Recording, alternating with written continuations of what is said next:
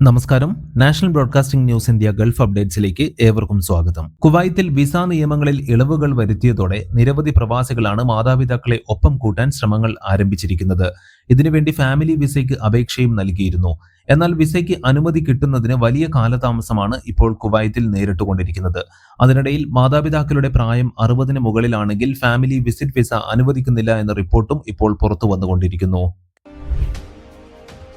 മക്കയിലെ വിശുദ്ധ ഹറം പള്ളിക്ക് സമീപം കിങ് സൽമാൻ ഗേറ്റ് എന്ന പേരിൽ പുതിയ വികസന പദ്ധതി പ്രഖ്യാപിച്ച് സൗദി കിരീടാവകാശിയും പ്രധാനമന്ത്രിയുമായ മുഹമ്മദ് ബിൻ സൽമാൻ രാജകുമാരൻ. മക്കയിലെ വിശുദ്ധ ഹറം പള്ളിയുടെ സമീപത്തായി 12 ദശലക്ഷം ചതുരശ്ര മീറ്റർ വിസ്തൃതിയിലാണ് പദ്ധതി നടപ്പാക്കുന്നത്. ഗുരുതര ആരോഗ്യ പ്രശ്നമുള്ളവരെ ഹജ്ജിന് അനുവദിക്കില്ലെന്ന് സൗദി അറേബ്യ. ഡയാലിസിസ് രോഗികൾ, ഗുരുതര ഹൃദ്രോഗമുള്ളവർ, ഓക്സിജൻ സപ്പോർട്ട് വേണ്ട രോഗികൾ എന്നിവർക്ക് ഇപ്രാവശ്യത്തെ ഹജ്ജിന് അനുമതി ഉണ്ടായിരിക്കുകയില്ല.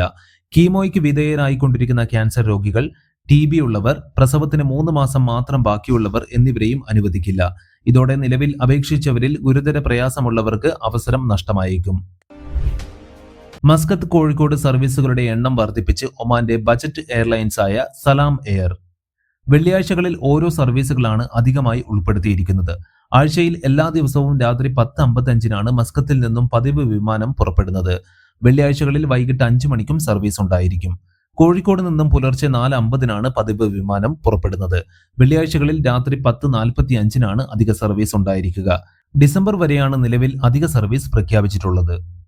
കൂടുതൽ വാർത്തകൾക്ക് വേണ്ടി കേൾക്കൂ national broadcasting news India updates.